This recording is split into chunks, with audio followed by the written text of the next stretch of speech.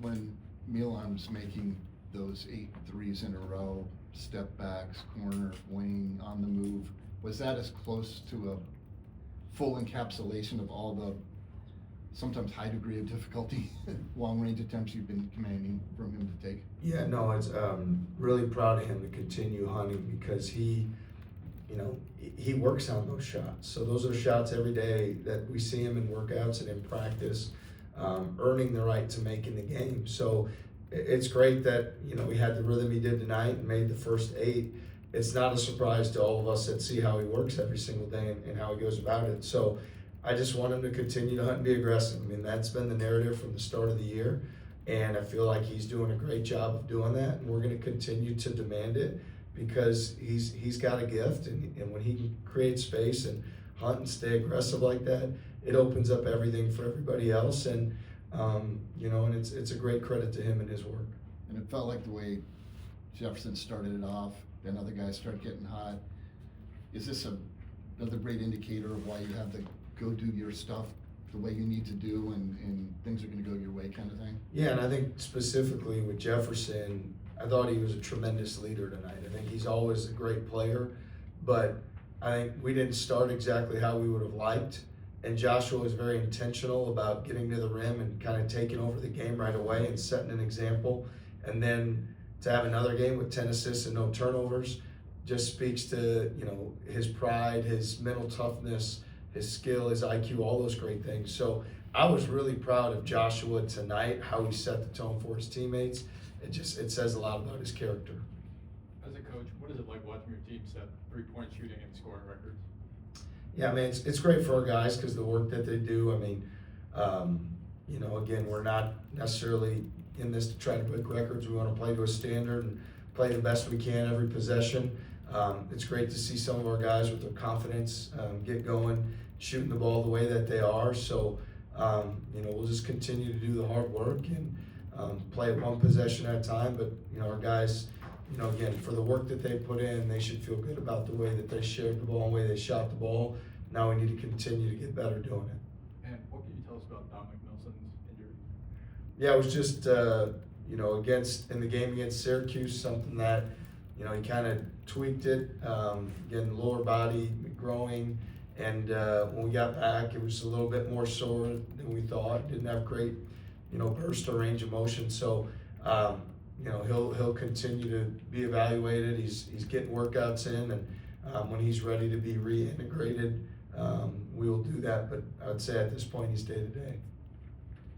It's not lost on me that you coached the leading scorer in college basketball history, 51 points. I think it was his career high or single game high. Where's Milan's performance tonight rank for you in terms of like individual shooting and scoring performances?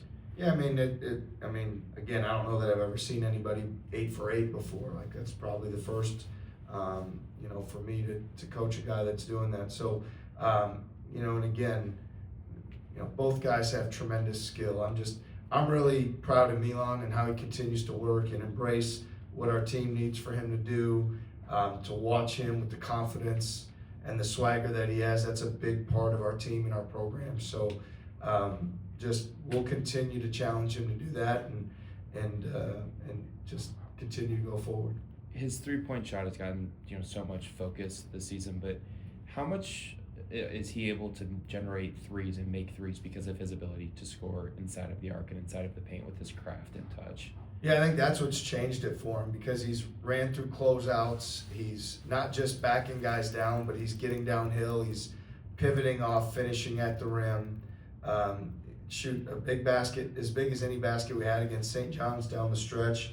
Runs through a closeout, drives it downhill right to the middle lane, finishes on their big man, and that was a huge basket. So all those baskets matter, and his ability, to show his toughness in terms of attacking closeouts, keeping a dribble, and getting to the rim. Now he's not just a 3-point shooter. That's not what he's ever been, and he's earning that by, he's creating those things on his own and being aggressive. So just need him to continue to do it.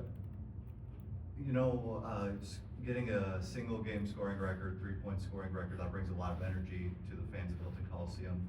As I finalize my feature on the pep band here at basketball games, what can you tell me about the pep band and what they bring to the Hilton experience? Thank you. Well, I think the energy and the passion that they show, and again the enthusiasm, and we talk about Hilton Magic and how fortunate we are for the home environment. The pep band has a lot to do with that, and the energy and the work that they put in every single day. They're doing the same thing we are. It's just in a different discipline. So we feel their energy, we feel their excitement, we appreciate their efforts, and we're excited to team up with them to make Hilton Coliseum the best home court in all college basketball. What can you say about Cade Kellerman's ability to stay ready? He's shown it so much, and also how much of a role has he earned, especially with Nelson perhaps did that? Yeah, no, Cade's he's been a tremendous player for us. Obviously, last year there's many a times he stepped up. Certainly late in the season, we counted on him, and we knew that his opportunity would come, and more opportunities are going to continue to come his way. And so, what I really value and appreciate about Cade, he's an everyday guy. He's a competitor. He's a winner. And when you call his number, he's going to step up for you. And we saw that again here today. So I'm proud of Cade for the man that he is, and that he continues to do that. It's going to serve him well basketball-wise, but it's going to serve him well as a man moving forward. He's a competitor and he's a winner. And we saw that again tonight like we have other times when he's gotten that opportunity.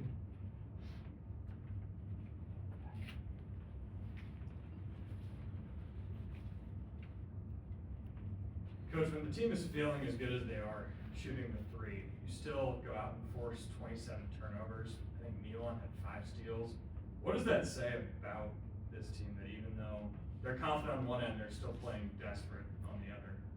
Yeah, I mean, defensively has to set the tone. Our defense has to set the tone for everything, and how we dictate and the physicality we play with always translates to the same thing on the offensive end. And so our greatest performances defensively usually translate to things going well offensively. So it's great that our guys were able to maintain a focus after the first minute and 40 when we weren't focused. I felt like our focus after that was good. Our effort and energy after that was good. So we just got to play one possession at a time. We've got to be consistent. We've got to play to a standard regardless of who we play, home or road, what the score is. That's how you get better, and that's what we need to continue to do. Thanks, everyone.